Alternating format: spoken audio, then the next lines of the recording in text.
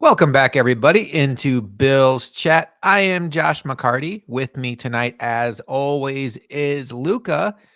Luca, 1-0. The Bills improve to 1-0. They get to 1-0 with a 34-28 victory over the Arizona Cardinals that for the last minute or so felt very Hail Murray-ish. Cardinals with the ball with a chance to take the lead late, but alas, Ingram makes the play and the Bills escape with a victory. And you had the good fortune of being in attendance for this game. As I always do on these post-game shows, Luca, when the final whistle went off and the Bills improved to 1-0, what was going through your mind? Wow, this line's not moving because I was trying to go up all the flight of stairs while I was in row 7 of the lower bowl. But no, I was very happy overall.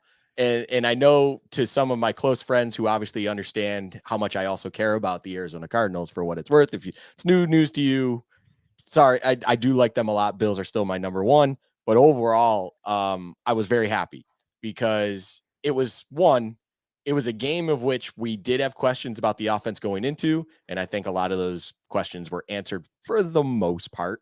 And two, I think that when even times were getting tough, especially in the second half, when the Cardinals have a lead and the Bills defense kind of needs to step up, they did exactly that. I think the Bills defense had a great second half. Of course, if you look at the stats, it shows it clear as day. The only time they reached the end zone was on a kick return, which we'll get into that at some point. But overall, when the knees were happening, when the game was over, as I was waiting forever to get up the steps to get out of the stadium, I was happy overall. I think that game went pretty much almost exactly as I myself, and I think we collectively thought it would, Josh. That may have been one of the more ugly overs I've ever seen, one of the more ugly shootouts that we've ever seen. It was not pretty outside of just Josh Allen being Josh Allen. The title of this episode, Josh Allen is still him. I leave that game, and he is still exactly that. He is him. Josh Allen on the day, 18 of 23. I thought he was inaccurate, Luca. 232 yards, 2 passing touchdowns, and oh, by the way, 9 for 39 on the ground and 2 rushing touchdowns, and potentially a injured hand. I'm going to close out of my ESPN score tracker because, like clockwork, it slows down my computer. And if you're watching on YouTube, you can see that happen live, and we're back. You know, this game, you said it went the way that a lot of us expected, and I expected a close game. You and I both had a lot of respect for the Cardinals, and it was a 6.5-point line. The Bills ended up winning by 6. Sure felt a lot closer than that. I will say the way it started had a lot of people feeling uncomfortable. The Cardinals go down and get a touchdown with some help from the officials. Ingram gets a roughing the passer penalty on Kyler Murray, who's sliding down. It's clear it was a bad call. I will push back a little bit in saying when you watch it live, and that's what the refs have to do. They don't have the benefit of going to replay to pick up a flag. When you watch it live, it's close. And I think the NFL is always going to protect the quarterbacks in that scenario. And my pushback there is I don't know what Ingram is supposed to do. But when you go down like that and you leave literally an inch between your arm and Kyler Murray's head, you're putting yourself in position for them to throw the flag. I'm not a coach. I don't know what he's supposed to do on that play because if you hold up, Kyler Murray can easily just run right past you and score a touchdown. But I do think that was one of those situations where it's unfortunate, but I don't think it was as egregious as it ended up looking. Yeah, I will say, so funny enough, where I was sat, myself and my buddy Joel, who I was at the game with, shout out him. Overall, we had phenomenal seats, and that Kyler Murray roughing the passer incident happened quite literally in front of us. And in the moment, even where we were sat, I did not believe that in live speed to be roughing the passer. And I mean this in the most, just looking at it from understanding football way, where I think the reason watching it, thinking about it, watching it live, watching the replay, Josh, I feel like if you look at it this way, so Kyler Murray, just watching a lot of Cardinals football in my life, when he goes down in a very slick way. And I think him bouncing off of the turf is actually potentially what created that question in the official's eyes, where when you see a guy kind of bounce like that while someone's flying over them, it to them would indicate that, there's some sort of force happening that eventually drove them down to bounce off, like Kyler. And I think in the speed of everything, that's what the official saw. And overall, that's why he flagged it. I totally disagree with the flag. I think even watching, if you watch it in slow motion, you're mentioning the forearm. The forearm is very close, but overall, when you really watch it, in my opinion, the forearm's almost there as he's trying to brace and or avoid contact. And that's the natural movement of his arm as he's trying to get and shift out of the way, in my Mm-hmm. eyes. Again, this is us evaluating it now at slow speed. That's not how a flag gets flagged. Mm-hmm. Um, I would be intrigued. Something like that overall, I would be very intrigued. Not that we have to get off on a tangent here, but if the NFL introduced something similar to college for just instances like this, where it's not like you're going to turn this into a targeting penalty, but you have the ability where it's automatically reviewed just for simple situations like that. If it's felt and deemed necessary, you have Sky Judge, hey, you might want to look at this just to give it a second look. Because I do believe that if they were to have looked at it, on the screen afterwards and they had the ability to do something about it, I think I would believe that an official would change that call overall. But it's hard to tough. I will say, as much as I disagree with the call, I understand live speed in the moment when you see it all happening as quick as it is, and you're just a simple side official like that individual was. You see the things you see. Like I mentioned, Kyler kind of bouncing off the turf a little bit with a guy flying over him. You just throw that flag. I would have liked to have seen, as much as these officials wanted to meet up and kind of talk over every single piece of laundry they were throwing out there. You would have liked to hope that someone else out there would have seen it from a better angle to tell him, hey, it actually no contact there, whatever it might be. We're gonna pull the flag. But yeah, it's just one of those things where thankfully it didn't bite the Bills in the end. I think the biggest concern point of contention, a grievance from Bills fans this game is the run to pass ratio. I listened to a little WGR post game. They're concerned that are the Bills now morphing into this running team? And the stats do bear that out.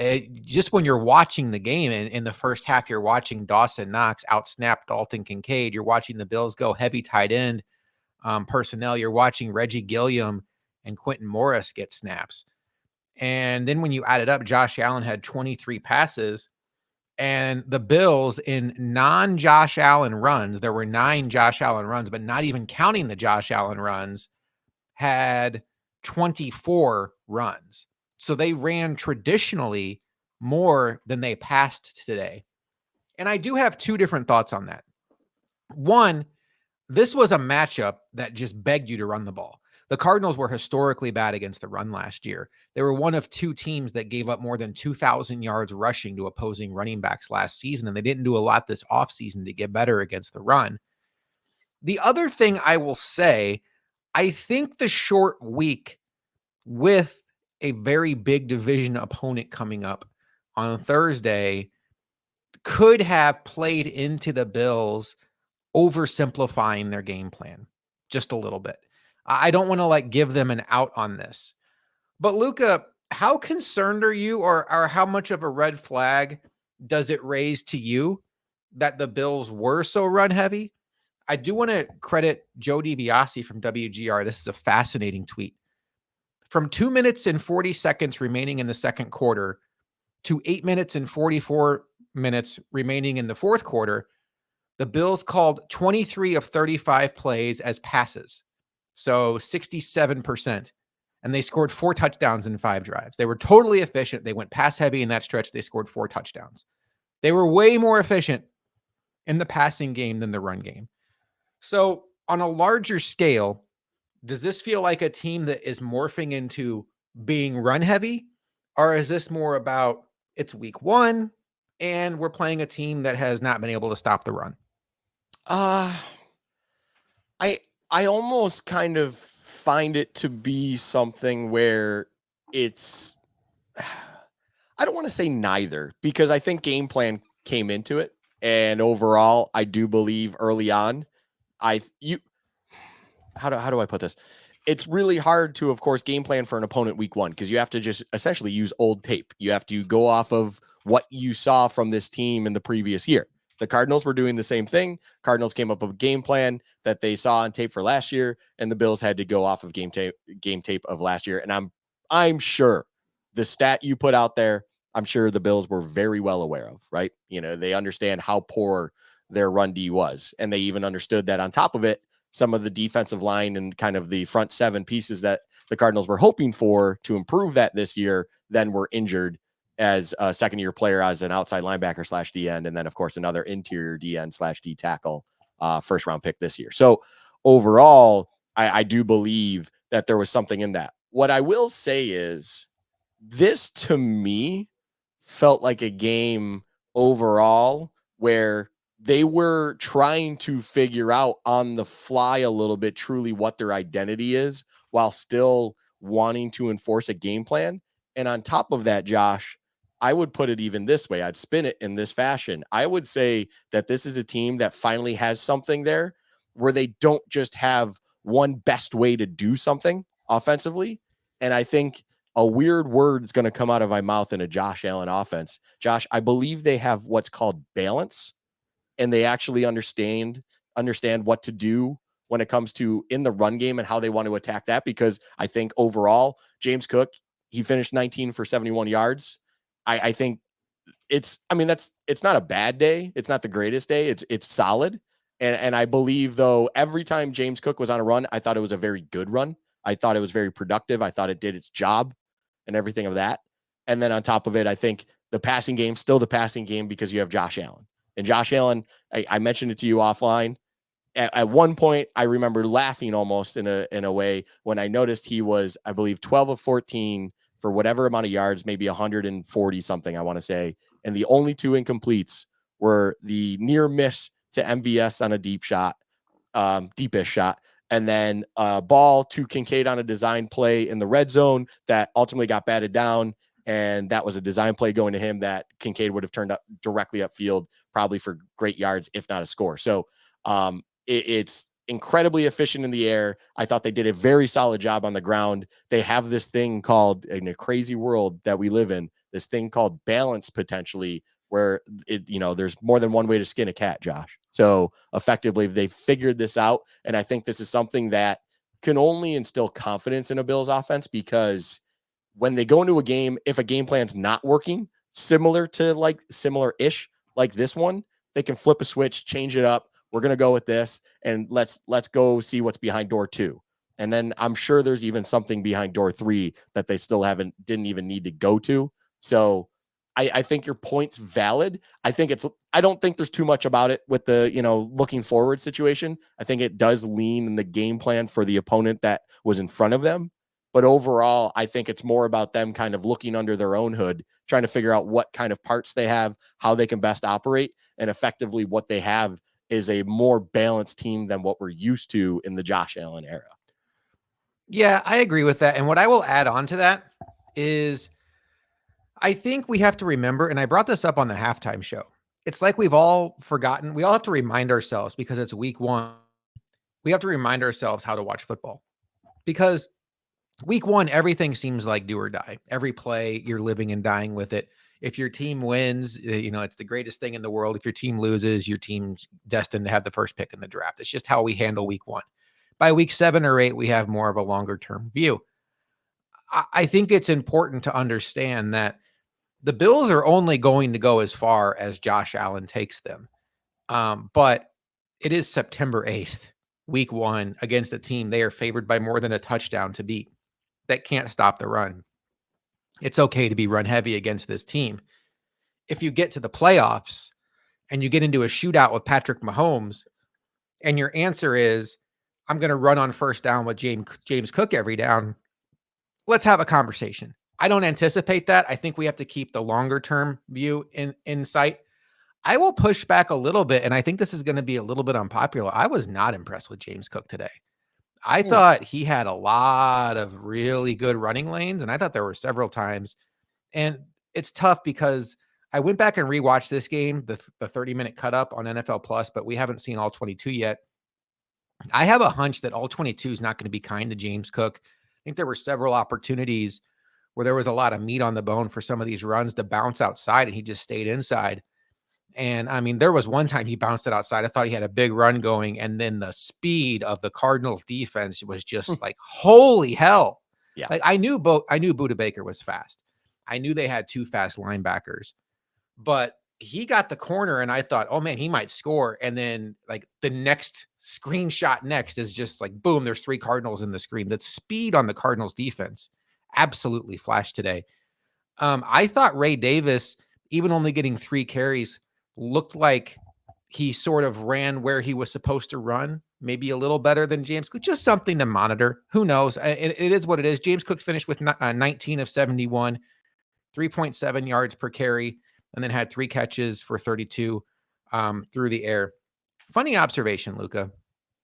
This Cardinals team, if you're not old enough to remember the Bills drought, just put yourself in the shoes of a Cardinals fan today, because the Cardinals side of things was a Bills drought loss. You're on the road against a team that in recent years has been one of the best teams in the sport. Your team is in transition and things start going fantastic from the jump. You get basically a free touchdown. I mean, they earned it, but they got a mulligan after going to where they're going to kick a field goal. They get the roughing the passer penalty, touchdown. Josh Allen fumbles on the next drive when it looks like they're set up beautifully. All of a sudden, you're up 17-3 and things are going great. That's drought worthy that you still lose the game. They have this brand new shiny wide receiver that they got in the draft. And for one game, I'm not anticipating this being the story of his season or his career, but for one game, it looked like they had no idea how to use him. And with the game on the line, that would be the Sammy Watkins comparison for the Bills. Like you move heaven and earth to get Sammy Watkins and then just don't look like you know how to use him at all. And then game on the line, everything is right there for you to win. And your move is to throw basically what ends up being a jump ball to Greg Dortch when you have Trey McBride, who's been open all day. Every time you throw it to him, he's open. And Marvin Harrison, who I know had a couple of drops. Luka was in attendance, told me off air. It looked like he was very confused at certain times, but still, game on the line. I'm taking my chances throwing a jump ball to him and just thinking, okay, he's probably going to make a play. It just felt very drought Billsy, where everything feels great until it doesn't. You let a team hang around that you are a huge underdog to, and then they come back because of your mistakes, and then you have a chance to win at the end. Mind-numbingly weird play calls. I don't understand the James Conner run on 3rd down. I didn't understand that at all. Oh. And then what was the design on 4th down? It's like in the second half, they forgot that Kyler Murray can run. I didn't understand it from their point of view, Luka. So the best thing about the drought, the worst thing, we would be so mad when the Bills lost a game like this. I'm thinking 2010 in Baltimore in overtime when Sean Nelson fumbles. Oh. I'm thinking, I want to say 2011 or 2012. Might have been 2012. Ryan Fitzpatrick in New England has the Bills ahead. Then the Patriots take a lead late. He throws an interception in the end zone intended for TJ Graham when Stevie Johnson's on the Bills. And we're all like, why are you not targeting Stevie Johnson? Just very drought Billsy. We're all crushed. The opposing fan base that just broke our souls. And it's like, did you guys really need this? Like, you guys have done enough winning. Can we just have a day? The opposing fan base is actually more upset that it was close than they are happy that they won. That's kind of the Bills fans right now. I don't know, Luke. It was kind of like carbon copy drought Bills. The one pushback I got on Twitter is the drought Bills never had a quarterback like Kyler Murray. Yeah, that, what's funny is that's the only thing I was thinking about is like the drought Bills never had this, first overall pick shiny thing at under center. It's like that is the one difference here where Kyler Murray is still Kyler Murray. Like, let's not act like he's, Ryan Fitzpatrick or, any of these Jeff Toole under center, Thad Lewis. It's like, no, Kyler Murray's still a he's guy. Like if you combine Tyrod Taylor and Drew Bledsoe into one. Yeah, that's pretty. And you give him Ryan Fitzpatrick's like gamer. Yeah. Yeah, no, ability, but still, it's a I tough would one. I would say the comp is fairly decent. The Marvin Harrison thing is interesting. It did look like he was very lost out there. I think it was more of him individually on top of, I think it was multiple things. It was, he looked like he didn't quite understand what was being asked of him at times. And then on top of it, I don't think the Cardinals truly understand what they wanted to do with him. You know, like the second half, it really felt like he was out there just to be running around playing with his friends. Like no one's paying attention to this guy. Like he's just running around. He's practicing his routes while everyone else is doing their job. Like he's just out there. It was very, very weird. I don't even remember one time where Kyler was even looking his way. It was Greg Dortch, Trey McBride, Connor, Trey Benson, like all those guys. That's who Kyler Murray was operating the offense through. It was just, and then, oh, hey, by the way, here's the 4th overall pick, Marvin Harrison Jr., just kind of running by. So it was very odd. And I will say for the Cardinals fans out there, it's just, I don't know.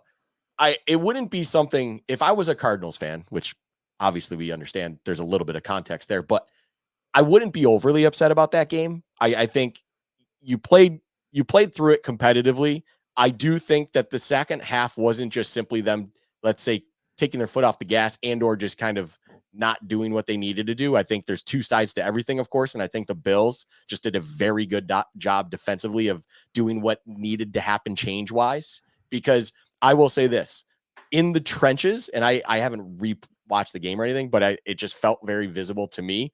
In the trenches, first half, second half, two completely different stories. Yeah. And you could see it. Like the offensive line for the Cardinals was not having a good time in that second half. Like, whereas in the first half, it felt like they were doing a good job. They were controlling it pretty well, and it was pretty noticeable. So, if you're from a Cardinals perspective, I don't know how you walk away from that too upset, other than the fact, of course, that you lost the game where you did have a lead at halftime and kind of felt like you were in a little bit more control, of course, in that span. But if you're a Bills fan as well, though, I don't know if you should be that upset either. I think you played a competitive game against, this is not a 4-win Cardinals team. They are much better than that. As bad as the defense might be, as you mentioned, Josh, they're fast. And if you're fast, speed kills. So there's going to be competitive. And then on the offensive side, they were a 4-win team when they didn't have this shiny thing known as Kyler Murray under center for the vast majority of the season. They had the Pastronaut. They didn't have Marvin Harrison Jr., who you still have to account for, regardless if they're looking at him or not. And oh, by the way, Trey McBride, James Conner, Trey Benson, those are very good players in their own right as well. So it's one of those, Marvin Harrison Jr., you know what he does, Josh, ironically enough, is he does something that we missed the Bills doing, where you just slide every other receiver in their proper place now, where it's like Michael Wilson, pretty solid number 2. Greg Dortch can just be that nice utility slot guy that you can still get some deep looks and do some gadgety things with. And everyone else kind of just shifts into place. So, I think just the story of the game, regardless of the fan base you are of with this game, is one, that was probably one of the best week 1 games. 2, it shouldn't be one that either side should be upset with in any way, shape, or form. I think that was a good game for both sides. You know what? I jokingly, this is going back to you like to lead off the episode with, and this is where I'll leave it. I walked out of that stadium and I made a joke, but there's a little tongue in cheek in this, but I was like, the fun bet that I always bet every season, Josh, where it's Cardinals-Bills Super Bowl, I actually felt okay with that bet walking out of the stadium. I was like, I could see it happening. And in a crazy, crazy world where a lot of things need to happen, the Cardinals weren't that bad. The Bills weren't that bad. It's like things are still going to have to work themselves out. It's week 1. A lot can happen. And these teams at least played a very competitive game against each other. Yeah, I think there's a lot to like about the Cardinals, and this isn't a Cardinals show, but I mean, you were saying, and I was thinking to myself, do I even want to make this point? I'm going to take the quarterbacks out of it. The Cardinals have better personnel on offense than the Bills, and that's not even close. Now, I'm not talking about offensive line. Okay, offensive line, Bills all day. Cardinals, though, weapons wise, it's not even close. And that, maybe as the year goes on, maybe you see more out of Keon Coleman or Khalil Shakir, and you feel better about that. But for at least right now, advantage Cardinals there. So you mentioned the lines. I want to give Sean McDermott credit for a couple of things. One, I thought he was really sharp in his post-game press conference because I hadn't thought about this. I probably should have. He was very happy. And, they won a game. You should be. He made a great point. He's like, we were down 17-3. And it's not like it's Micah Hyde, Jordan Poyer, Tremaine Edmonds, Trey White. And we're like, hey, we've done this before. We're good. Like, we know this. It's Mac Hollins. It's Taylor Rapp. It's guys that haven't been through this before. Yes, it's Josh Allen. And, yes, there's some guys there that have been here, but it's not Mitch Morse on, settling everybody down. It's not Stephon Diggs. And the fact that these guys were able to pull together, this could be a galvanizing moment for this group as like, hey, we are a team. Hey, this was not a comfortable situation. Real quick, Luka, at any point today, did you feel like the Bills were going to lose? No. Okay. I really didn't. Yes, down 17-3. Was it pretty? Obviously not. But overall, one, Josh Allen still out there in it, for all intents and purposes, healthy. Two, I believed that the Bills still had enough when it came to the running game to still enforce what they wanted to. And I think, for instance, that Josh Allen strip sack fumble, it's not fluky in the sense of like he just randomly dropped it. Of course, the Cardinals deserved what they got. But in the sense of, do I think that Josh Allen is going to have that happen again? 4 years ago? Maybe. Now? No. Like Josh Allen's going to figure that out, and you're not going to be giving that already happened once. It's not going to happen for the rest of the game. It's out of the way kind of deal. Here we go. Like you got your turnover, Cardinals. Congratulations. Now it's this. Defensively as well, I never really thought that the Bills defense was kind of on the ropes with the Cardinals offense. I think the Cardinals really? I really didn't. Like, I did. No, I didn't. Let me go ahead. Get it. It's like, I think the Cardinals just had a really good game plan. Mm-hmm. And I think the Bills defense it took them a bit to adjust to what they were dealing with. And it's kind of a respect shout out to the Cardinals offense and just the Cardinals in general. It's like, they are an NFL team and they are a proper team. It's again, they're not a 4-win team where they're just going to roll over. I think they had a very good game plan, one, and two, they were executing it well. And the Bills defense wasn't quite sure what they were seeing, but again, like as soon as we got to the second half, again, first half, I'm never going to say we're going to lose a game. Going back to 2021, Josh, in Tampa, we're down whatever it was at that point at halftime. I don't even remember. 24-3, maybe? Yeah, well, yeah. I know we had 3 points. I don't know what Tampa had. Again, I was telling people, I'm like, look, we got an entire second half. We have Josh Allen, and that was 2021. It's like, it's the same old thing. It's like, I'm not going to panic at halftime. Let's see what happens in the third quarter, because that's the most important time to me, especially when you're down. And the first two things that happen are Bills go down and drive down and score, and then Cardinals just get, stood up. And it's like, here we go. Clearly, halftime adjustments happen on the defensive side as well as the offensive side. We have a game plan. Everything's okay. And at that point in time, Josh, when it became 17-17, there was zero doubt in my mind where that game was going to finish. I think after the kick return touchdown, I might have done like a ironic laugh of like, is this really about to get close again? Because it felt like going into that kickoff, this is where, it's just nail in the coffin time is inevitable. But outside of that, no, I there was never an uncomfortable moment for me. There were two moments where I was on the brink. Like I was ready to jump off the ledge, not jump off the ledge literally, but where I was ready to say, okay, it doesn't feel like the Bills' day. And the first one was right at the end of the first half. The thing that kept me in it was knowing that the Bills had the double dip potential in their pocket, where they were going to get the ball again. And we knew they were getting the ball coming out of the second half. And even though the Bills only had 3 points to that point, you mentioned the strip sack. They also had a touchdown that was taken off the board by Osiris Torrance with a terrible face mask. Great call. Terrible penalty by him. Yeah. So it's not like you're watching this game thinking the Bills have no answers on offense. I felt like as long as it was almost like baseball. Like, give me as many chances as the Cardinals. Give me as many innings here. Like, give me as many drives and we'll be fine. But we can't live 2 possessions down. So that's where the double dip was in my brain. So when they scored before half, I'll tell you honestly, when they score with 23 seconds to go and the Cardinals have 3 timeouts, I'm nervous. I'm thinking, man, the way the Cardinals have gone down the field, this is plenty of time. And I think the Cardinals would have been aggressive had Dallas not bobbled the ball and then fallen out on the 5-yard line. Then they're going to go down to kneel down. The next time I was nervous, though, was at the end of the game, and we'll get into it with when I thought the Bills got a little too conservative, relying on Tyler Bass field goals, keeping the Cardinals around. I had very little interest in seeing the Cardinals touch the ball again, just because even though the Bills had a very strong second half defensively, I think you're playing with fire with that personnel, just expecting that your defense is going to be able to hold them down. So you mentioned the halftime adjustments.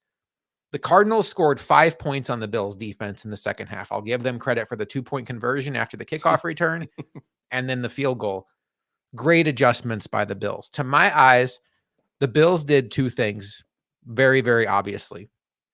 In the first half, their pass rush was very much a we want to keep Kyler Murray in the pocket pass rush. That's where you're essentially sacrificing pass rush to basically stay in your lane, to borrow a term from kickoff return. And it made sense because the few times they went away from it, you'd see Von Miller get a good push in the pocket and get really close to Murray, and then Murray would escape and he would just have running lane for days. And so I thought in the second half, the Bills did a much better job of calculated pass rush. We're not just going to forego pass rushing, but we're going to keep an eye. Like, we're not going to run stunts. We're not going to do anything crazy. We're going to rush, but we're going to be true to our angles. And that's where I thought you saw the advantages, particularly with Greg Rousseau. I thought you also saw Daquan Jones start getting much more of a push. I thought AJ Epinesa had a very bummer of a day. I'll probably talk about him in a later segment. And I thought Von Miller, Luka, looked really good, and not just on his sack. I thought there were several times when I thought Von Miller looked like he had the juice back. Yep. And I was very impressed by that. And I think it was telling that Von Miller was on the field on the last two drives of the game for the Cardinals opposite Greg Rousseau. So that was definitely a change that the Bills made on defense. And then offensively, we mentioned it from Joe DiBiase, they passed the ball more to get back in the game, which I think it's a sign that this team has that in their back pocket. Keon Coleman had himself, he led the Bills not only in receptions. Let me get this pulled up here. He led the Bills with 4 receptions for 51 yards. He also led the Bills in snap counts. I thought it was interesting that of the big 5 receivers, the big 4 receivers, it was actually Curtis Samuel that only had like 27% snaps. Maybe that's a turf toe deal. Probably is. Keon Coleman had more snaps than any Bills receiver. I thought that was very interesting. What would you say about Keon Coleman's day? I want to say phenomenal, and you know what? Screw it. I'll say it. Phenomenal. Only because honestly, it wasn't that way until a key moment where he makes that one catch again, pretty right in front of us. But overall, watching that, tracking it in the air, understanding to sit back, pull back, secure the ball, it was like, okay, this is someone that it's unlike a Marvin Harrison Jr. across the way. Not that I'm saying Keon Coleman outplayed Marvin Harrison Jr. There's a lot of factors in this, but whereas I mentioned Marvin Harrison Jr. looked a little lost at times or misunderstanding what was being asked of him or whatever was going on, I think Keon understood exactly what was being asked of him and understood the plays coming in, understood what was needed, so on and so forth. That's why you saw that catch happen in a big moment. You saw Josh trust Keon in that moment, all of the above. So I will say this gives me a lot more hope that I don't know if Keon's going to just be one in the shuffle. I think he still will be until proven otherwise, but there's clearly trust already there, well established. This is one game to kind of put a notch in the belt of for Josh Allen to trust him. And realistically, I think the trust with Coleman, the trust was still there with Shakir, of course, things like that. I mean, just as a receiver conversation in general, Josh, I mean, Mac Hollins was trusted in the red zone. He gets the score of his own, which, again, shout out my buddy Joel, had an all-time line right in my ear as soon as he said it. This is something I had prepped up for you. No shoes, no shirt, no coverage. Mac Hollins touchdown. I thought that was just absolutely perfect. Shout out Joel for that one. But it's the receivers make it so fascinating that I legitimately didn't realize until the fourth quarter, Josh, that Kincaid only had 1 target for no catches. That's to me a story of the offense. And even with all the passing that was happening, it was like, wait a second, you're telling me we're doing this right now with the receiving weapons we have, and someone that I think a lot of us thought would be leaned on a little bit, at least early on, especially in Dalton Kincaid, was really not seen much. And even on top of it, Dawson Knox only had his one catch of his own up until that point as well. And it was like, wow, we are really doing this with perimeter weapons. And then also, of course, running backs like James Cook and such. So it was Keon Coleman he was fantastic. And then the receivers in general, I think, Josh, stepped up, did their jobs, and everything went very, very well from perimeter weapons. Interesting note on Dalton Kincaid, because I think a lot of us, me included, I saw this tweet from Joe Biscaglia, said this is 2 drives into the game. He tweets early, but through 2 offensive drives, Dawson Knox has more snaps than Dalton Kincaid. It was 11-9. And then when you look how that game played out, it felt like Kincaid wasn't on the field very much. Dwayne McFarland, he's from MB Fantasy Life. He's got 91,000 followers on Twitter. I have no reason to believe this isn't accurate. Dalton Kincaid bombed in the box score today, but playing time wasn't an issue based on early data. 88% snaps. That's way higher than I would have projected. 88% snaps. Kelsey doesn't get that. 83% routes. Love that. 9% targets. Don't love that. Stay calm, y'all. Those are fantastic underlying numbers for a tight end. Guessing final percentages might be a tad lower. So that's just him charting it as he goes along. We'll wait for the official ones to come out. But I think that's a positive sign for this offense, because even though he's only a second-year player, I still feel like Kincaid is the best weapon this team has as far as reliability on the team. And I don't have any questions about his ability to get open and be a factor in this game. And you did see there was 1 third down where Josh Allen hit him, and he had to kind of make a couple guys miss to get the first down. He was able to do that. All right, Luka, let's talk about Greg Rousseau. Greg Rousseau had 3 sacks in this game, and you want to talk about high leverage sacks too. And there's never a bad time to get a sack, but to me, it's one of those things like when you're up by 40, you're down by 40, and you get a sack, it just hits a little bit different. But these were the moments the Bills needed it. You talked about it. The Bills come out in the second half, they score, they tie it up, and now it's like, okay, defense, what do you got? Well, Greg Rousseau shuts down that drive with a sack. The Bills get the ball back, and you're thinking, here we go. It's our time. And the Bills punt. And you're thinking, oh, no, we just had it, and we let it slip through our hands. But then Greg Rousseau ends the next drive with a sack fumble recovered by Dorian Williams. He ended up getting 3 sacks on the day, but those 2 in particular, another player that is probably going to get my game ball if you don't go Rousseau, who came through big time in high leverage moments. But when those high leverage moments happen, that's when it's super impressive. On rewatch, I was even more impressed with Greg Rousseau because we know he has the length. His length and his size is what makes him a first-round pick. There was a lot of projection with Greg Rousseau when he was drafted. The move he put on, is it Paris Johnson at left tackle for the Cardinals right now? I believe, Paris Johnson. Yeah, because it was Jonah Williams. Is that his name? Jonah Williams at right tackle. Yeah. So that's even more impressive. The move he put on Paris Johnson, who I loved in the draft, still love him. Mm-hmm. It was almost like, speed to power. It was like power to speed. He starts off with length. He gets his arm into his pads right off the snap. So right off the snap, Johnson is not comfortable. But then what you see out of Rousseau is something we have not seen in his game since he's been drafted.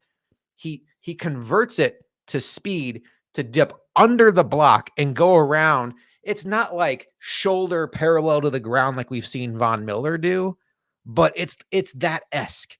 And it's a move it's a club that I didn't know Greg Rousseau had in his bag. And if he can start doing that, he's not going to get 3 sacks every week.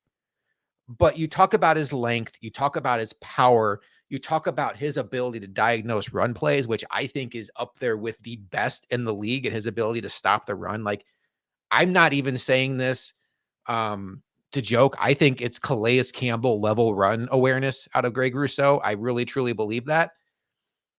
If he can start combining some of these pass rush moves, he's gonna deserve every penny he gets, and he's gonna be a pain in the ass to block. I don't want to say he's Myles Garrett, but he's got the athletic traits that if he puts it all together, that's the kind of freak we're talking about. Now, he's got to put it all. Myles Garrett came into the league with it all put together. That's how you get picked first overall. Yeah. Greg Rousseau had a lot of molding to do. It was one play. 3 sacks in a game. We've seen Ryan Denny get 3 sacks in a game for the Bills, but that one play, it wasn't just the result, it was how we got to the result. And Luka, to see Greg Rousseau be able to do those speed rushes and get his body in that direction, holy cow, was that just a beautiful thing for a defense that I think is going to need somebody on that defensive line to play significantly better than we anticipated this year. I think the way to really say it, Josh, is the one thing that I feel like is adequate and sane with Rousseau is he's not the one thing he doesn't have. I keep bumbling around. I'm just trying to think of the perfect way to say this. He needs to be able to create sacks. And I think that's something he hasn't been able to do. I'm not saying that he's necessarily just fallen into sacks, but at the same time, it's got that vibe-ish where it's just coverage sack or just right place, right time. I'm not saying it's in a bad way, but overall, it's not something where he has moves. He doesn't have the ability to create that sack. And that example you just provided there and what we saw today was something, he pulled it out of his pocket. He created something and was able to capitalize on it because of that. That's something that's what gets you paid. That's as a D end, as a pass rusher, that is what gets you paid, of course. And it's exciting because, as you've put it so well, Rousseau basically has everything else you want from that individual to be an every down D end edge presence. You just need that one thing that gets you paid and kind of is the most important thing of them all, being the ability to create sacks and come up with them also in big moments. And he did both of those things today, which feels like one of, if not the first time he's really done so. So overall, it's exciting because I will happily pay a Greg Rousseau a lot of money if he can actually do that throughout an entire season finally, because I'm already willing to re-sign Greg Rousseau. Of course, it should not be any surprise. It's like when the time comes to pay him, it'll just be more interesting where that number was previous to him having that ability. But it's like, hey, if you can also add this, the dollar amount really just becomes where is the market at that point. And I'm happy to pay it because you can never have enough, premier edge rushers to premier edge presence in this league. It's one of the most important positions in this game that, if you take quarterback out, there's a debate that it is the most important position in this sport. So, phenomenal game. Hopefully he can build on it. Hopefully he can keep doing things like creating opportunities to sack the quarterback with moves, with ability to put hand in hand with his physical attributes, such as his length, speed, and awareness, the size, speed, and awareness that he has had this whole time. I'm curious on Rousseau because last year we saw for the first time, and I think it really went up after Daquan Jones got hurt, the Bills kind of went away from their strength in numbers, heavy rotation, and they were like, okay, we have a dude in Ed Oliver who's playing better than everybody else. And you saw Ed Oliver get the most snaps of his career. I'm trying to find that here. He had 817 snaps last year, when prior to that, his career high was 698. So an uptick there. I wonder, throughout Greg Rousseau's career, he's always kind of been like one of the guys, but not necessarily like a guy. And, there was that 8-game stretch where Von Miller was like the guy. And then Leonard Floyd last year was certainly worthy of playing time. And AJ Epinesa has always warranted a spot on the field. And Shaq Lawson is a guy the Bills have always been high on. Even though I said the nice things about Von Miller, I think they're very much going to try to manage his snap count this year. I wonder, Luka, if Greg Rousseau is going to get into that Ed Oliver world where you see his snap counts go up. You would think he would embrace that as a guy that now is 2 years away. Really, they can extend him next offseason. I think they probably will, from his mega deal. Why wouldn't he want to be on the field? And for them, if he's what I think he could be, which is the best pass rusher on this team by a wide margin, I think it works for everybody to get him on the field more. Oh, for sure. Like, just in Ed Oliver's case, like you've brought up, if you finally take that next step where we're seeing it and it becomes difficult to remove you from the field because of how you are playing, no one's going to complain about that. Like, that just means you have earned it, you deserve it, And clearly it's being shown to the coaching staff that you are an every down guy now. You're an every down player. We are in the best position to win by not rotating you out. And that, I mean, what's wrong with that? If you have a player that good where you have to depend on them and such, where you can still be confident or at least like your depth, but you still have that guy who just elevates himself above it that you do not want to pull him off the field. So what you're doing is you're just rotating maybe opposite of him. If not, if say Bond is bouncing back and at least is showing a little bit more pop like he did today, you're getting into a place where 2 years ago you hoped you had when it comes to two dudes on the edge that you can really lean on, I don't want to say heavily, but lean on in the most dependent moments and some. So overall, there's zero issue if the coaching staff believes Rousseau is going to finally take that next step. And it's like, hey, let's leave him out there a little bit longer. It seems like he's figuring it out. He's figuring something else out. It's starting to all click. Let's let it run, because we saw what already happened with Ed Oliver's results when that time came. So if Rousseau's finally putting it all together like that, yeah, it's a great problem to have, Josh. So I want to talk about a couple observations I had upon rewatch, and then I want to ask you about how the Bills handled the end of game scenario, their last two drives with the ball. So real quick upon rewatch, I thought Osiris Torrance had a much better game than I gave him credit for. Did I already bring this up on the show? I feel like I might have already brought this up, but watching it live, I felt like Osiris Torrance really struggled. There was obviously the face mask penalty that negated the Josh Allen touchdown run, cost the Bills 4 points there because they ended up getting a field goal. And then there was a couple times I thought there was a stunt that caught him off guard. But upon rewatch, face mask penalty aside, which I'm curious to see on all 22, because even when I rewatched it, I'm thinking, I'm not convinced Josh Allen scores if Torrance doesn't do that. Just because, like, now that I am rewatching it, knowing the speed of these guys that are out there. I thought Torrance was as good as any Bills player today getting to the second level. I thought some of those James Cook runs I talked about earlier that could have gone more because of Torrance. I thought Torrance did what Luka and I talked about in the draft process last year, where even when he gets beat on the initial contact of the snap and he gets pushed in the backfield, his anchor is just otherworldly. He has the ability, the strength to just drop that anchor and recover, and he'll be a yard in the backfield. It looks like he's beat, and he just like puts up a stop sign, and that defender is not going anywhere else near the quarterback. You saw that several times today, and that's what gets that guy drafted so high, is like even when he's beat, he can recover. It's like recovery speed for a cornerback. You either have it or you don't, and boy, does he have that. And then on the stunt where I thought he got beat, it was actually a miscommunication by either McGovern or Edwards, where the Cardinals ran a great stunt right toward Torrance's gap. It looked like Torrance gave it up, but Torrance was not even responsible for that guy. That was certainly a miss by McGovern. So, and that was on a play that Josh Allen actually scrambled for a first down. So all in all, I thought he played well upon rewatch. I was a little down on Dorian Williams after rewatch. I thought he got caught up in the muck on running plays a little bit. I'm not gonna bang on him too much because we talked about this when the schedule came out. Kyler Murray, the Dolphins, and then 2 weeks later, Lamar Jackson.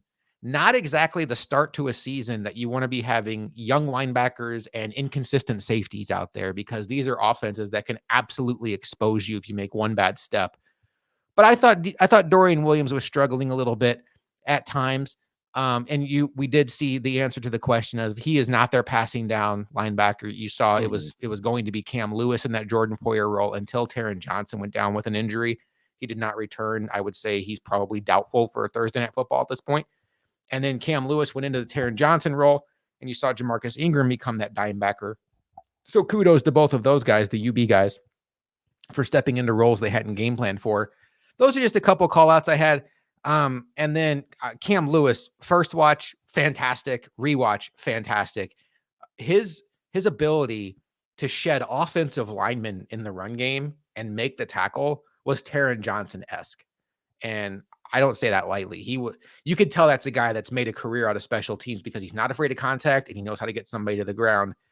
Cam Lewis is an asset for this team as a depth player. He's not Taron Johnson. I'm not saying that, but he's a guy that can start at multiple positions on this defense and be a good depth player.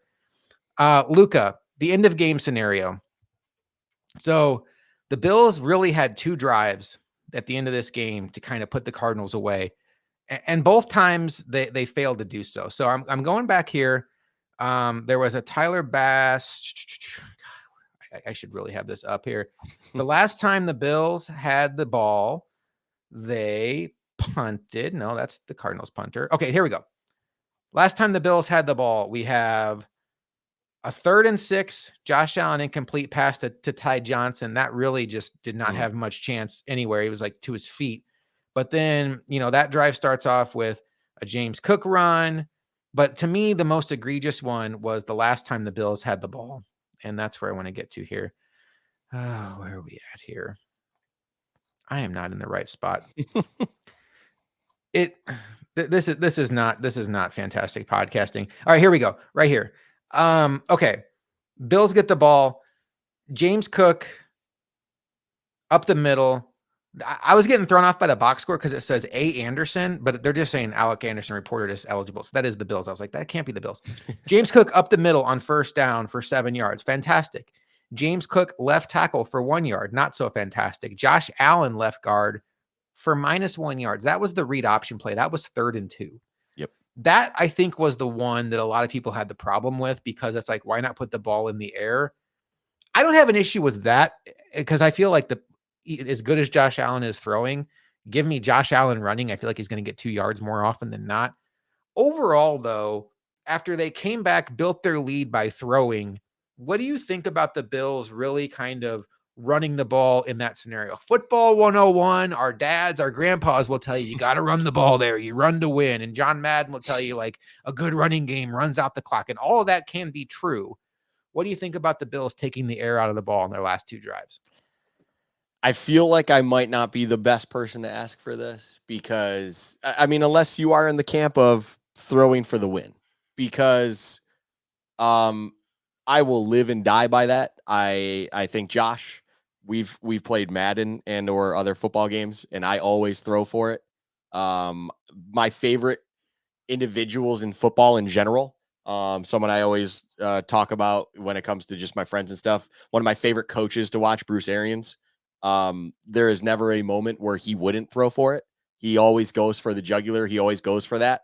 And I believe the saying is, so you mentioned how on 3rd and 2, it's Josh Allen option. It doesn't get it done. They kick the field goal in the end. The saying is have the ball in your best player's hands. Well, you also do what's working best. And what was working best on the day was passing the ball. And I think when you have them on the ropes like that, you can essentially put it away. And you're telling me that with Josh Allen holding the ball on 3rd and 2, you don't have a pass design, a pass play, anything where you trust Josh Allen to put it where it needs to be. And on top of that, the caveat of it all is pulling back into the Bruce Arians world. It's like Bruce Arians would do this with a Carson Palmer and Andrew Luck, something like that. I guess Andrew Luck's a bad one for what I'm about to say, but what's the worst thing that could happen is that play, that pass is not there. And then guess what? Now you have a Josh Allen with the ball, trusting that he doesn't like what he's seen. And what is he probably going to do at that point? Tuck and run. Try to pick that up on his own on a broken play, which generally what we've seen, Josh, I believe Josh Allen picks up some decent yards when it's broken pass plays, and then he finds a lane to cut up and run upfield. So, yeah, I question it a lot. But that's just, again, I think that this conversation, what's to be had, is a lot more of an opinionated conversation, and we're not the individuals who make the play call. So the way I'll end it is I would love to see them more so go for the win, do what's working. Like if they were running, say this was the Cowboys game, but it was closer and just running was their most successful thing, I would totally get it. But when passing was your more successful mode of moving the ball on the day and your best player is Josh Allen, yes, technically he held the ball and the ball was in your best player's hands, but it was on an option read play where realistically, I mean, it's not like the Bills run a ton of run option anyways. Yeah. And it's like, I would trust Josh Allen to find something on a good play call. Of course, in the passing game where it's working, we should have something that allows you to pick up 3 or more yards and basically kill the game. So I don't know. Yeah, I'm definitely in that boat where it's like just finish the job rather than just be okay if we kick the field goal and then effectively what you call it? We just saw the same thing. Yeah, We're yeah, we both did. watching Sunday Night Football, and we're like, "Whoa, that was close." Yeah. Are you familiar with the term field goal of death? You're a gambler, so I know when I explain it, you'll know what it is. But field goal Yeah. of death is essentially in the gambling world when you have a 3-point lead late in the game and you're taking a field goal, a 3-point lead. Basically, what you're doing is a 3-point lead is exactly what it is. You have a 3-point lead and you're kicking a field goal, and that's and you know that your opponent only has one possession left. They call it a field goal of death because statistically, you're actually giving yourself less of a chance to win. Stay with me than you would be by going for it. The numbers bear it out, and that's why the sharp gamblers out there, when they see a team go up by 6 late, or they see a team go up by 4 late, the last place you want to be is up by 4 late. You'd rather be up by 3. And stay with me, because all of a sudden now, a team that would have tried their best to get into field goal range to tie the game now knows they have to score touchdowns. They're Right. more aggressive. And what they also have in their pocket is 4 downs to work with instead of 3. And it's that much harder to stop an offense. And by the Bills kicking that field goal to make it a 3-point lead to a 6-point lead, then kicking off to Kyler Murray with 2 minutes to go, ultimate field goal of death situation. The kickoff goes out of bounds. The Bills have the ball, or the Cardinals have the ball at the 40. And that's where in my mind, I'm thinking, okay, they could lose this again. That was the second time I was referring to earlier in the game. I will give McDermott credit, though. He alluded to the field goal of death in his post-game press conference and said they had talked about that if it was 4th and 2 or shorter, they would have gone for it because it's not ideal to kick a field goal there. And I was super happy to hear a Bills coach say that, because that's a new school way of thinking, and I want the Bills to be up on that stuff. And to have McDermott admit that a field goal is not ideal there, because old school is like, yeah, you want to make them have to go to a touchdown. No, it's 2024. Like, Yeah. a touchdown is not that hard to get. So to hear him say that is cool. I can wrap my head around the play call now. If in their mind it's 3rd and 2 and they run the ball thinking we're not going to lose yards on the run and we're going to go for it on 4th down no matter what. So we'll take our chances on 3rd down. We'll take our chances on 4th down. You don't expect a Josh Allen run to go for -1 yards. So credit the Cardinals. I'm more happy with McDermott's reasoning, but I'm with you. Ultimately, I want my team to go for it. I think it was a very negative result with maybe the right plan in mind. But I'm happy with the fact that McDermott understands the field goal of death. If you are new to our Bills chat post-game format, first of all, welcome. Thank you for tuning in. And we have a segment that we love. It's called Game Balls and Game Checks. And the way this works is every single Bills game, win, lose, or draw, we come up with our game ball. That's a pretty easy to understand player that deserves a game ball for their performance. The other side of the coin, kind of like your least valuable player, is game check. And that's a player that you're like, hey, buddy, we want you to hand in your game check for this performance. We try not to copy over each other. So, like, if Luka were to pick Josh Allen, I would pick somebody else just because it's more interesting that way. We get more guys mentioned. So, understand that going in. Luka, are you ready for the first edition of the Bills game balls and game checks? Yes. Yes, I am. Let's do it. Luka, who gets your game ball for the 34-28 victory over the Arizona Cardinals? So I think I do think there's actually a few options on this one, first and foremost. And just to be someone that's a little bit out of left field here, I'm gonna use this almost as a shout out rather than a true game ball, because I would say that, one, the title of this episode, of course, being that Josh Allen is still him. Josh Allen feels like the most obvious answer of all answers, but I think let's kind of think. Here's the box, Josh. If you're watching, I'm shaping a box. Let's be outside the box. Let's think of someone else that deserves this. And I will actually give my game ball to Brandon Codrington, because of all things, to come in and get traded to be a returner. And the first time you touch the ball, basically, you actually bust off a pretty good return. I was like, okay, that's deserving of being like, okay, I now understand why you're here.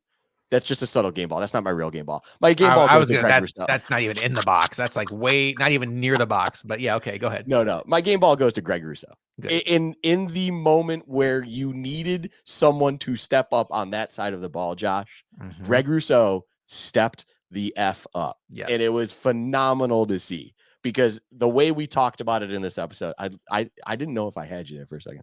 The way we're gonna post this on Twitter and people are gonna see this, Luka. I'm like, you sure?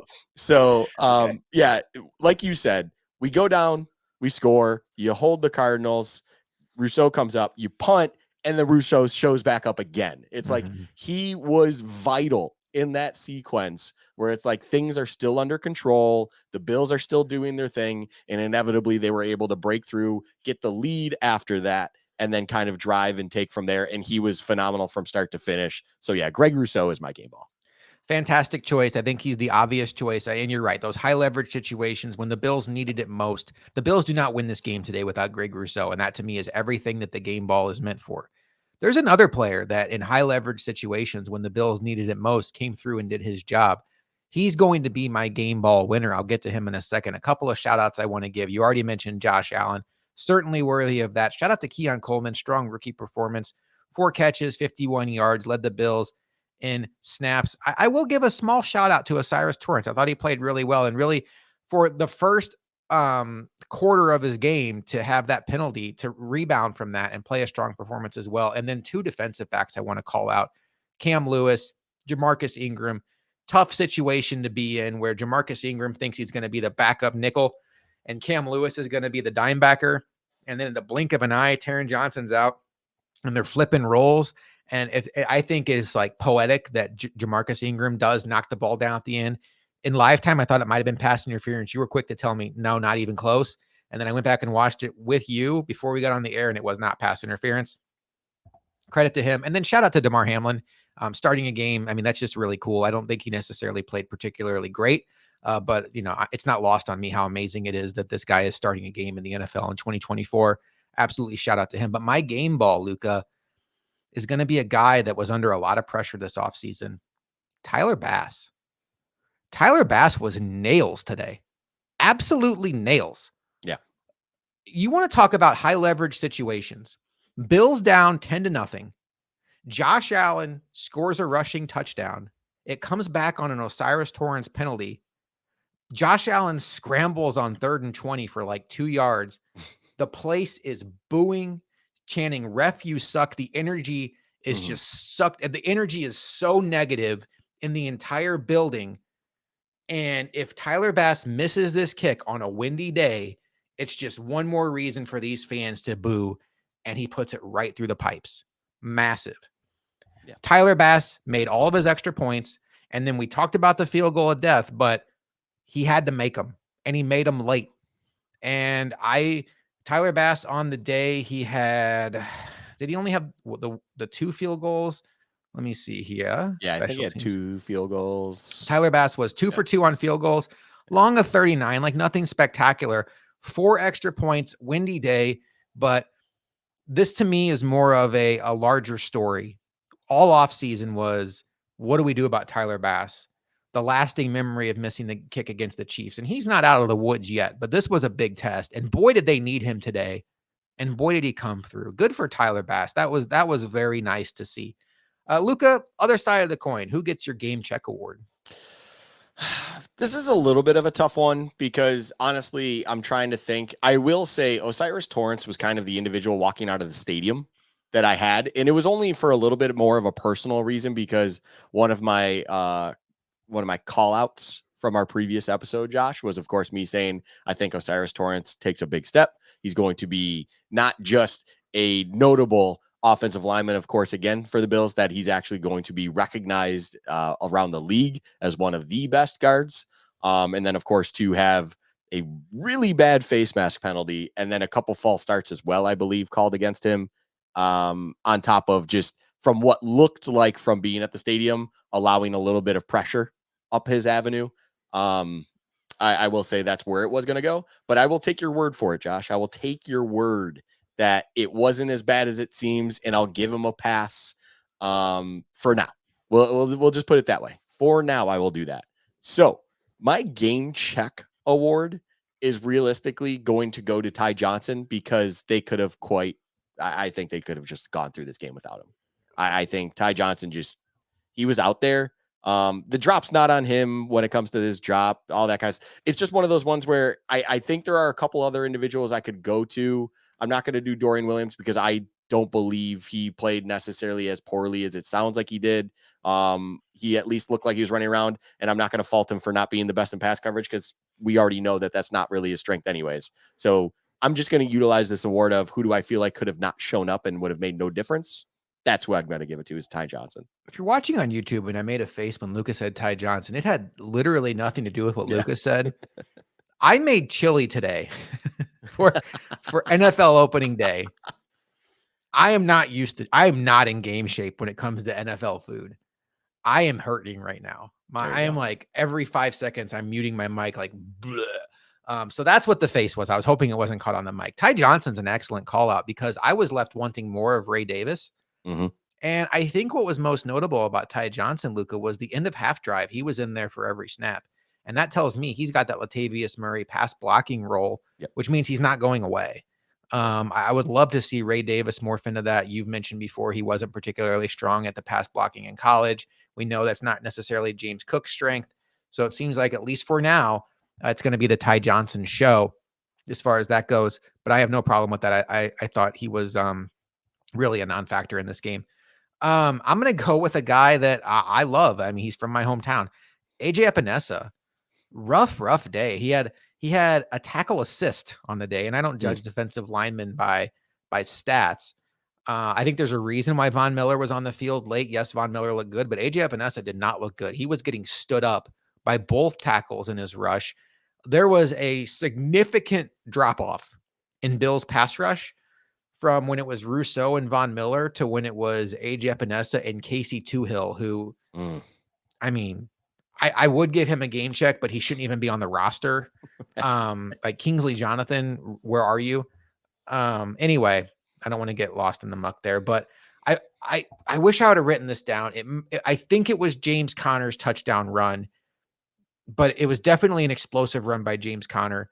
AJ Epinesa is unblocked on the play by design. Everybody else on the line blocks down to get the hole for James Conner. AJ Epinesa gets into the backfield and he stands there because he's shocked at what he's looking at and freezes. And then James Conner just blows right in for a touchdown.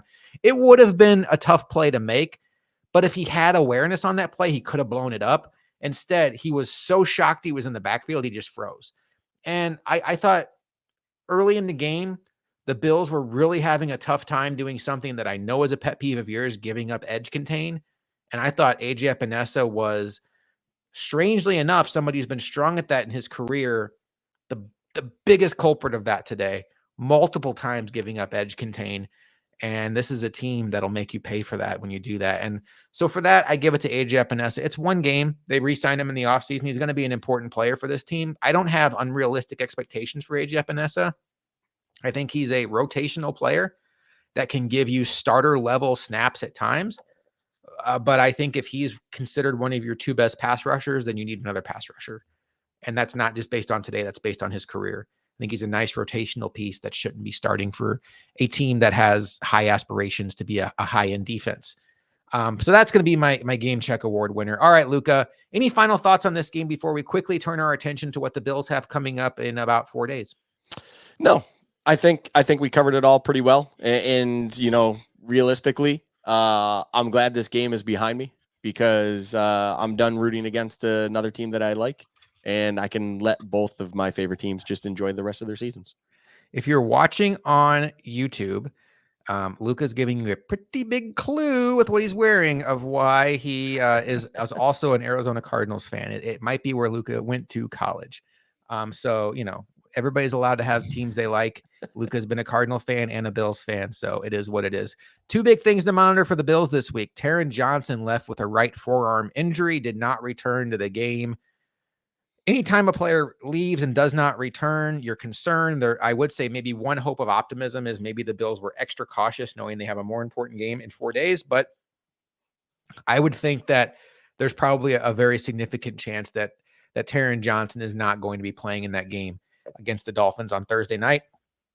The other thing that we haven't even mentioned yet, but Josh Allen got his hand X-rayed, his left hand, non-throwing hand, and we've yet to hear an update on that. And there is a world, there's a path where Josh Allen has a broken hand and he's not able to play for a couple of weeks.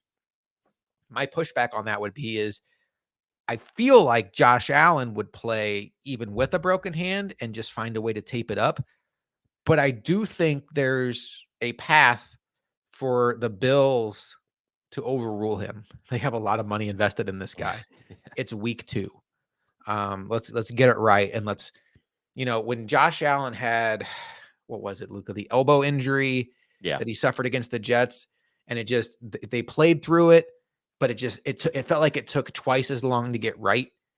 I wonder if the Bills learned their lesson from that. So something to keep an eye on, even if the Bills determine like letting it rest for another 2 weeks could just help it get to the point where he can play comfortably with it. It wouldn't stun me if the Bills err on the side of caution here. But I mean, if you're asking me to predict what happens, I think we're going to turn our TVs on Thursday night and see 17 under center. But those are obviously, Luka, 2 big injuries to monitor.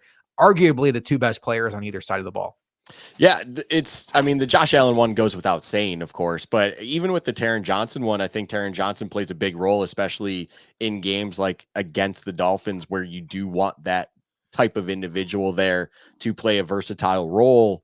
The Josh Allen one is interesting to me because what we've discussed already offline and what individuals, by the time we're listening to this, hopefully we have an update, or by the time you're listening to this, hopefully we have an update. But realistically, as we're recording here right now on Sunday night, what was reported is that they're going back to get x-rays the next morning. That's usually for second opinions, and that's never a good sign. If you're getting additional opinions on something, you would normally like to hear something after a 1 o'clock game where all x-rays were negative, and or something as simple as that. And that's not what we've heard as of now. Now, is this them potentially just being very precautionary with it instead? Who knows? We'll have to just keep our ears to the ground when it comes to that. The Taron Johnson one, to me, just to go into that a little bit more, it does concern me, the fact that it was early on. It was clearly labeled as a forearm. He was immediately ruled out once it got to halftime after being questionable in the first half. And I don't know what updates are personally out there myself, but realistically, on a short week, as I mentioned, I do believe Taron Johnson has a very important role on the defense in general, but then in a big game against Miami, and it for someone to be ruled out as quick as it was, I'm sure it's not, any small injury. It just probably comes down to what the severity is of this injury. And I don't feel great about it from a short week. What gives me what allows me to sleep easy on it, though, is going back to something you said earlier in this episode. Cam Lewis looked phenomenal in that role today. And at least it feels like something where if you need to get through a short week, and then Taron would be ready to go come week 3, Monday night at home against the Jags, I'm not exactly sitting here saying that it's, you need to put Taron Johnson at risk when it comes to this short turnaround, and you should be able to get through it one game with Cam Lewis. And at least in a sense of, it feels like the game Cam Lewis had at least deserves that kind of thought, because I don't think that was really there before this, Josh. I know you're a Cam Lewis guy yourself, but realistically, I think he earned the right to kind of get that opportunity if Taron Johnson's health is truly kind of teetering on the balance of if it makes sense on a short week.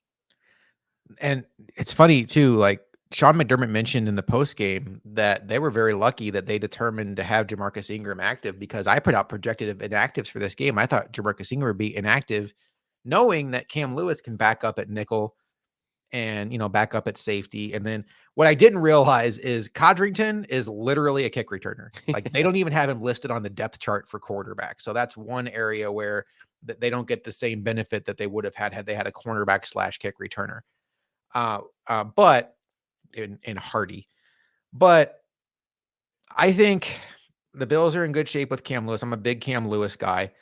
And I think obviously we'll see Ingram activated for this game, especially if Taron Johnson doesn't play. And I'm totally fine with the Bills taking a precautious nature with Taron Johnson for sure. I'm looking at Banged Up Bills timeline. Follow him on Twitter, by the way. Banged Up Bills. He's fantastic with these injury updates. He looks at the replays and tries to really assess what's going on. So he posted, first clip cradles the ball, left hand gets smashed, likely contusion, small chance for fracture, more worried about gripping for running and handoffs. He goes on, that was 6 hours ago. He goes on to say, like, a little concerning. You haven't seen reports, but nothing to panic about just yet. Keep in mind, these teams, they aren't just like not putting reports out because they don't want us to know. It does the Bills no good to like let the world know, which includes the Miami Dolphins. Oh yeah, Josh Allen's just fine. No, if you spend 5 minutes this week preparing for Mitch Trubisky, that's a 5-minute advantage we have if Josh Allen plays. So let's just see what happens. I'm not worried. I mean, I'm worried. Anytime you're starting quarterbacks hurt, you're worried, but I have a feeling he's probably going to be fine. On the other side of things, Jalen Waddle got tested for a concussion, but came back in and played. For those that like watched it closely while it was happening, it was more of like a neck injury. So that's why he was back. Cause when I saw that, I was like, there's no way he's gonna be ready for Thursday night. And then David Long, their linebacker, looks like he may have messed up his hand. So he looks like he's very doubtful for Thursday night football. Early thoughts on the game, Luka. The Bills play the Dolphins. The Dolphins are 1.5-point favorites. We know that the Bills are the team that essentially ended the Dolphins season last year, even though they did go on to lose a playoff game in Arrowhead. You like to say they lost 2 playoff games in 1 year. What's your early read on this game? I think it's exactly where I believed it to be last week when we did our season prediction show. I don't think you can really read too much into either the Bills game and or the Dolphins game this week and, come away with any massive difference from kind of where you're at. It's not like there's enough tape out there to truly make a different judgment on anyone. As well as, yes, the Dolphins did struggle with the Jags, the Jaguars, if you're not familiar with the term Jags. But overall, they got the job done. They're still the Dolphins. They're still full of speed. They still have Tyreek Hill, who can even be arrested and still show up to game day, crack off an 80-yarder and act like, I mean, not literally act like nothing happened because he highlights it in his post-game press conference with his platform, utilizing it in a I'm not going to say it in like a negative way. Like he said, what he said made sense. But overall, it's an interesting thing where going into this game now, I think the Dolphins and the Bills are in the similar boat where there's potential. I'm not saying that they were looking ahead, but they understood what was coming around the corner from their week 1 matchups. And I can easily see it just like I saw it last week, where it's like, I think the Dolphins are going to they've had this game circled, and this is going to be you're going to get everything out of the Dolphins in this game. That is going to be the case. So the Bills really need to kind of be ready to go here. And realistically, it does suck that we already have kind of question marks with Josh Allen's health, with Taron Johnson's health, and we'll have to see how this goes on a short week. I'm glad the Bills got the win today because you and I both picked this this Dolphins game as a loss. And if you had lost this Cardinals game, starting the season 0-2 would have been less than ideal. I think it buys the Bills some time. It buys them the flexibility to lose a Thursday night game that road teams often do lose. But I give the Bills a fighting chance, 1.5-point underdogs. And this is a team they play well against. We'll see what answers they can come up with on a short week against a Dolphins defense that I think will present more unique challenges than the Cardinals did. The Dolphins were not firing on all cylinders today offensively. It was week 1. Luka likes to say week 1 is a liar. I'm not going to assume that the Dolphins forgot how to play offense because they struggled 1 week against the Jaguars. But I am interested to see what happens in this game. What's coming up for us this week, a little bit of a unique schedule. So we'll kind of get into that just now. Our podcast that you're listening to right now is going to post on Monday. On Wednesday, I will post my Bills Dolphins predictions. We will certainly have our updated version of the injury report, what's going on with Josh Allen, what's going on with Taron Johnson. And because this game is on Thursday Night Football, we will have our normal halftime show that I host. So if you want to go check out my reaction to Bills Cardinals halftime, the title was "What the hell is happening?" You can see that live and what happened, but I go live every halftime. Luka and I are going to be back live on Friday night. It'll be, it's not going to be the same night that the Dolphins game happens, but we figured, hey, let's do a live show on Friday night. We will obviously break down everything happening from Bills, Dolphins, the fallout. And then, as Luka and I like to do, that'll give us the opportunity to also look ahead to the weekend of the NFL. We'll get into Luka's locks. He's going to be posting those as YouTube shorts and TikTok videos this season, but because we're live on Friday, we'll get a little bit more longer form version of that, where Luka will let you know some point spreads he likes. 2-1 this week, so win some money with your guy Luka. And and then we will not have a Bills Chat podcast the following Monday. We'll just be posting the live show as Bills Chat podcast on Saturday morning, and that will be Bills Chat pod for that week. But a lot coming up, and obviously a lot to figure out with these injuries. Luka, any final thoughts before we get out of here? No, I there's a weird thing where going into this year, I wasn't happy about this early kind of short week, but I will say now sitting here, I am kind of enjoying this. It'll be nice to we finally got the taste of regular season football, right, Josh? We finally got our week 1 game, and then we get a really quick turnaround to get our week 2 game in. Like it's like if anyone plays Madden or is in an online dynasty or anything like that, it's a quick kind of advance schedule, and you're the first game out the gate on a quick advance. It's really nice and everything like that. So I'm excited for Thursday. Let's see what we got in store. I'm excited too, and I hope you enjoyed the Bills 1:00 kickoff today, because it's a few weeks before you see one of those, as the next 3 weeks the Bills are in prime time. All right, Luka. For Luka, I am Josh McCarty. This has been Bills Chat Pod, and we will see you back here on Friday night for our live show next time on Bills Chat.